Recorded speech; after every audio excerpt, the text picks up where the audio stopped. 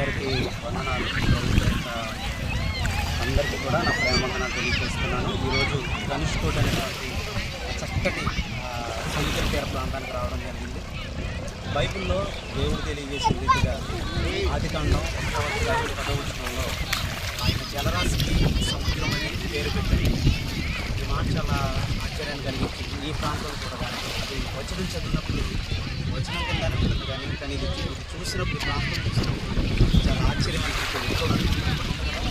ఇదంతా కూడా ధనుష్కోట్ అనేటువంటి ఒక అద్భుతమైనటువంటి ఇంకా మీకు చెప్పాలనంటే శ్రీలంకకి ఇండియాకి మధ్యలో ఉన్నటువంటి ఒక బోర్డర్ ఈ ధనుష్కోట్ అనేటువంటి ప్రాంతం.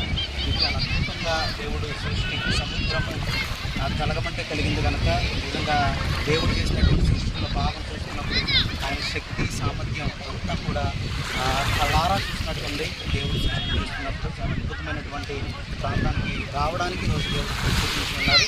కాబట్టి ఆయన మాటతో కలుగు చేసిన వాటిల్లో ఇది కూడా ఒక కనుక దీని ఈ సముద్రాన్ని చూడడం చాలా ఆశ్చర్యం. Thank you lord. మరొకసారి ఇది అవకాశం ఇచ్చినందుకు